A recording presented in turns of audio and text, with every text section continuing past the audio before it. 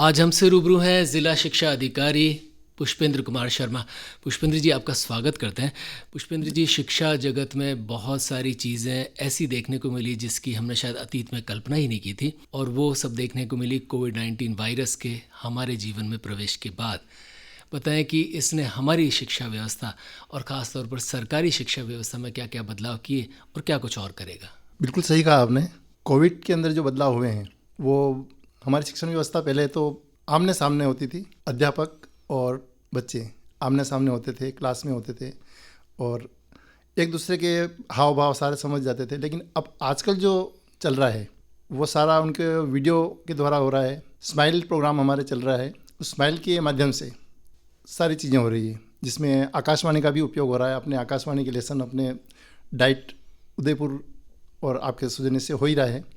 उसी प्रकार से दूरदर्शन का भी इस्तेमाल हो रहा है इसमें, और कई वीडियोस बन रहे हैं, इसी पर क्विज आ रहे हैं, व्हाट्सएप का है।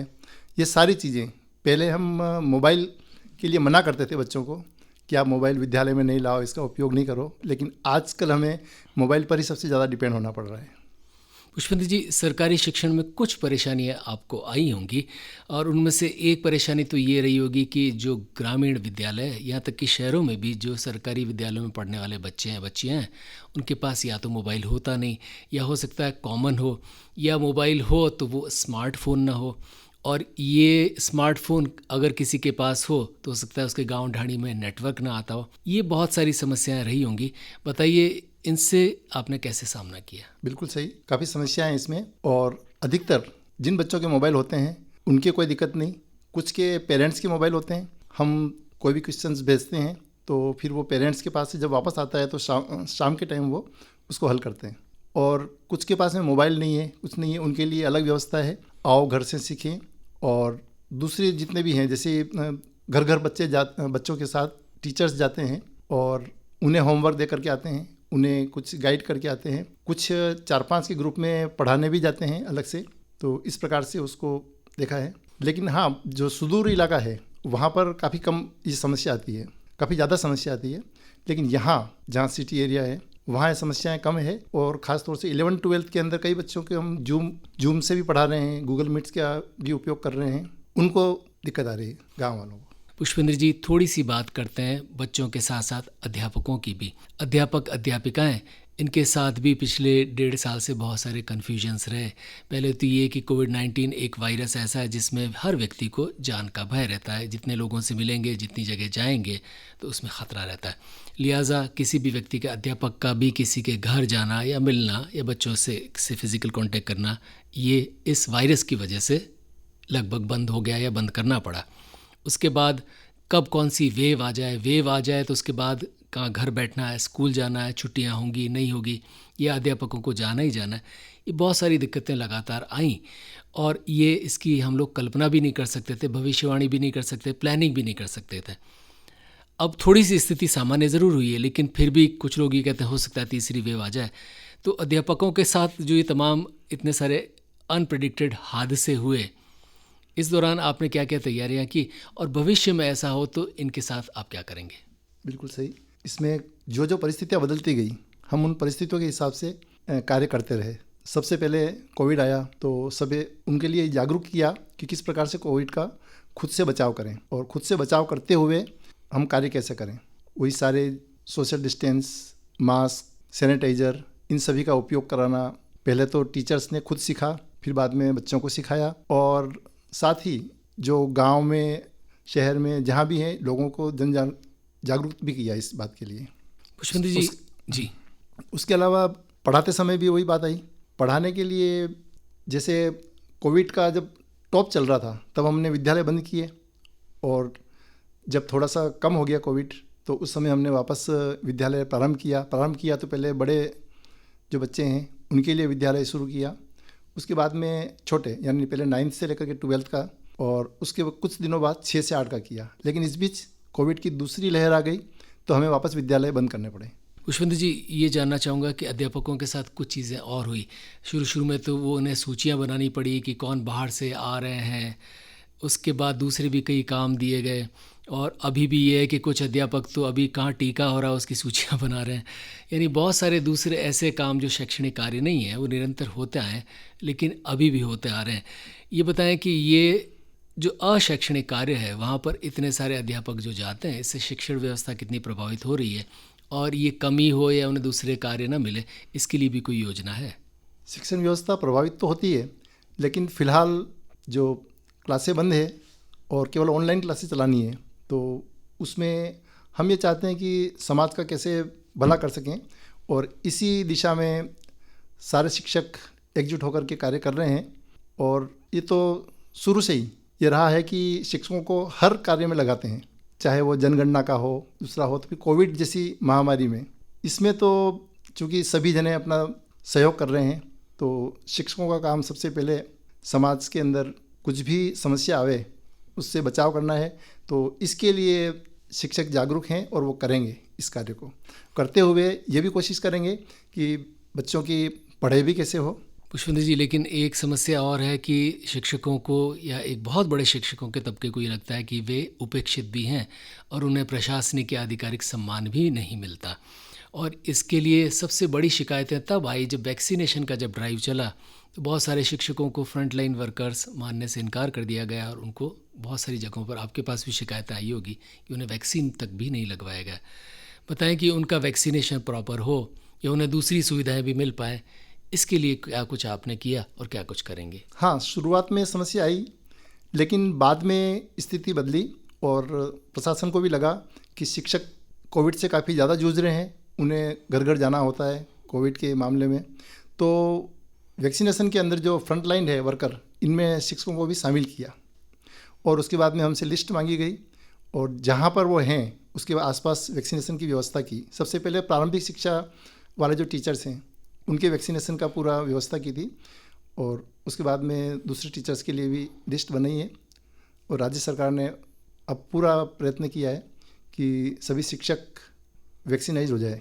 ऐसे बहुत सारी शिकायतें आपके पास भी आती होंगी, और कई बार सुनने में भी आता है कि प्रशासनिक जो वर्ग है उसका शिक्षण व्यवस्था में और ख़ास तौर पर शिक्षकों पर बहुत दखल रहता है, और वो एक अलग किस्म का बर्ताव उनसे करते हैं। ऐसे बहुत सारे किस्से वाक़े देखने में आते हैं कि कोई तहसीलदार है, वो आया और प्रिंसिपल की कुर्सी पर बैठ गए। यानी बहुत सारे मामलों में वो अलग अलग किस्म की प्रशासनिक रौब भी कुछ अधिकारी दिखाते हैं। बताएं कि ये कहाँ तक जायज़ है, और अगर ऐसी शिकायतें आएँ तो बतौर ज़िला शिक्षा अधिकारी अब क्या करते हैं? वैसे ऐसा कम ही होता है कि प्रशासनिक अधिकारी भी जब उनको कोई ज़रूरी इंस्पेक्शन करना होता है तो वो आते हैं, लेकिन ये तो व्यक्तिगत होता है कि सभी प्रशासनिक अधिकारियों का अलग अलग व्यक्ति के हिसाब से वो उनका व्यवहार अलग अलग होता है। तो हो सकता है ऐसी समस्या आवे, समस्या का निदान होता ही है प्रशासनिक मामले में। पुष्पेंद्र जी, थोड़ी सी बच्चों की बात करते हैं। सब कुछ होते हुए चूँकि कोविड-19 ये महामारी ऐसी है कि इसमें, जैसा कि हम बातचीत के शुरू में जिक्र कर रहे थे, कि कुछ भी कहा नहीं जा सकता। तो परीक्षा का आप पूरी तैयारी करते हैं, एकाएक वापस लहर आ जाती है, तो फिर ये तय नहीं हो पाता कि फिज़िकल परीक्षा करेंगे या नहीं करेंगे। फिर ये कि परीक्षा नहीं करनी है तो बच्चों को उत्तीर्ण करेंगे तो अंक किस आधार पर देंगे। यानी बहुत सारी परेशानियां रही। इससे आप लोग भी परेशान हुए, और यूँ माना जाए बच्चे ज़्यादा परेशान हुए कि उनके सामने भी एक अनिश्चय की तलवार लटकी हुई कि हमारा इम्तहान हो रहा है, नहीं हो रहा है, कैसे हो रहा, हमें कैसे नंबर देंगे। ये तमाम परिस्थितियों के बीच में क्या क्या मध्यम मार्ग आपने निकाले, और भविष्य में ऐसी परेशानियां हो तो उसके लिए क्या कुछ करेंगे? आगे की परिस्थिति को मद्देनजर रखते हुए ही हम ये कार्य करते हैं, लेकिन वर्तमान में हम ये मानते हैं कि आगे स्थिति अच्छी रहेगी। उसी हिसाब से हम प्रश्न पत्र भी बनाते हैं, परीक्षा का टाइम टेबल भी बनाते हैं, और अगर सही होता है तो उस समय एग्ज़ाम भी कराते हैं। लेकिन कोविड के कारण हमें एग्ज़ाम में उनकी सोशल डिस्टेंसिंग रखनी होती है।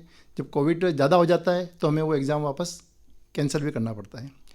पिछली बार भी जो कोविड की लहर चली थी उस समय बोर्ड के एग्ज़ाम के अंदर कुछ पेपर्स रह गए थे जिनको हमने जून में कर लिए थे, लेकिन इस साल एग्ज़ाम हम कुछ भी नहीं करा पाए। तो वहाँ जो पूरे सत्र एग्ज़ाम के समय ही कोविड-19 आया, उसी समय आ गया था, तो हम करा नहीं पाए। और तो हमने सत्र पर्यंत जो बच्चों ने जो कुछ भी कार्य किया है, जो हमारे स्माइल प्रोग्राम में चलता था, उनकी पोर्टफोलियो बनता था, उसके माध्यम से हमने उनके अंक का विभाजन किया, और कक्षा 10 के अंदर भी 8वीं 9वीं इनके नंबरों को शामिल करते हुए रिजल्ट घोषित करने की तैयारी चल रही है। पुष्पेंद्र जी, कुछ बातें और बच्चों को लेकर करनी ज़रूरी है। एक तो ये कि लगातार इस तरह से सत्र उनके बदले वो अलग है, लेकिन शिक्षा की जो व्यवस्था है, शिक्षा की जो प्रणाली है, जो अब से पहले, इसमें सरकारी और निजी विद्यालय दोनों शामिल है, वो एक तरह से जिसे हम ऑफलाइन पढ़ाई कहते हैं, यानी आप फिजिकल क्लास में पढ़ा रहे हैं वही पढ़ाई हुआ करती थी। अब इस वायरस ने उसमें एक नया अध्याय जोड़ दिया, ऑनलाइन पढ़ाई, डिजिटल माध्यम से पढ़ाई, ऑडियो विजुअल पढ़ाई, और अब ये मजबूरी भी हो गई। कोविड-19 ने मजबूर भी कर दिया कि अब आपको ये करना ही करना, जब क्लास नहीं हो रही तो आपके पास दूसरा कोई माध्यम बचता नहीं। भविष्य का शिक्षण, खासतौर पर सरकारी शिक्षण कैसा होगा? आपको क्या लगता है, वापस हम कक्षाएं ले पाएंगे, या आपको लगता है कक्षाओं के साथ साथ ये ऑनलाइन शिक्षण भी अब हमारी शिक्षा प्रणाली का हिस्सा हो चुका है और भविष्य में रहेगा? ऑनलाइन शिक्षण प्रणाली तो रहेगी ही, क्योंकि इसमें काफ़ी कई अच्छी बातें भी हैं, लेकिन जो ऑफलाइन जो कार्य चल रहा था वो सबसे इम्पोर्टेंट है, क्योंकि शिक्षक बच्चे के चेहरे को देख करके, उनके हाव भाव को देख के समझ जाता था कि उन्हें कितना समझ में आ रहा है, कितना, और हमें किस प्रकार से उसको मोटिवेट करना है आगे। लेकिन जब वो ऑनलाइन होते हैं तो उस समय शिक्षकों को ये पता नहीं होता है, और साथ में साइड क्वेश्चन करना, वो सारी चीज़ें नहीं हो पाती है।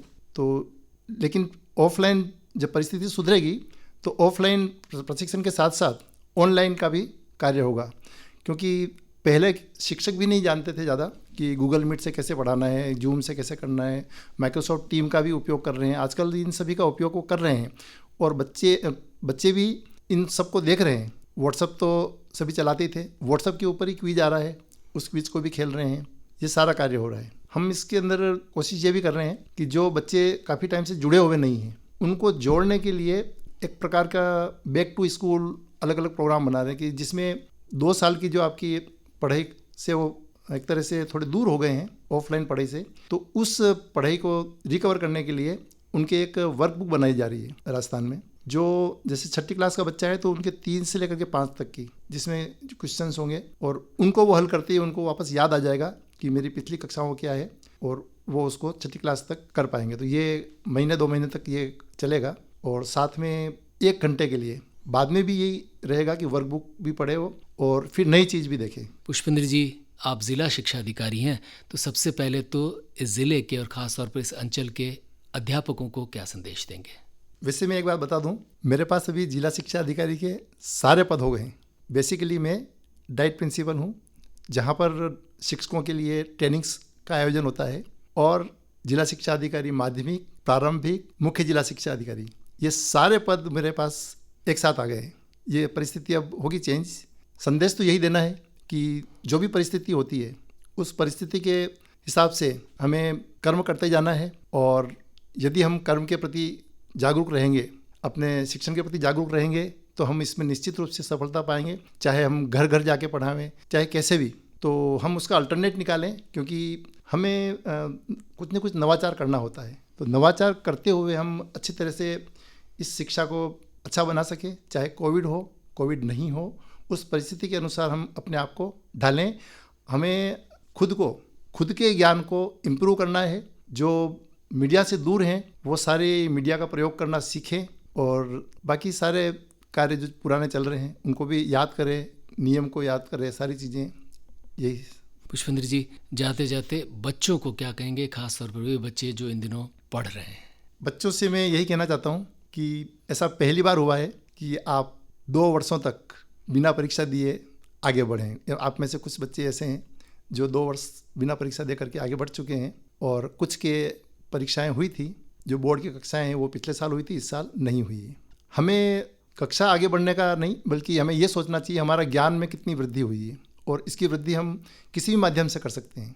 हमारे शिक्षक के साथ साथ मीडिया की आजकल इतना ज़्यादा हो गया है कि हम एक मोबाइल के अंदर हम चाहे गूगल सर्च करके काफ़ी जानकारी हम प्राप्त कर सकते हैं, और बच्चे आजकल ये सीख भी गए हो, तो आप इनका इस्तेमाल करें और ज्ञान प्राप्त करें। और जब विद्यालय से जुड़ें तो विद्यालय में आप खुशी खुशी आएँ, और पुनः वापस वही ऑफलाइन पढ़ाई चालू करेंगे, ऐसा मैं सोचता हूँ।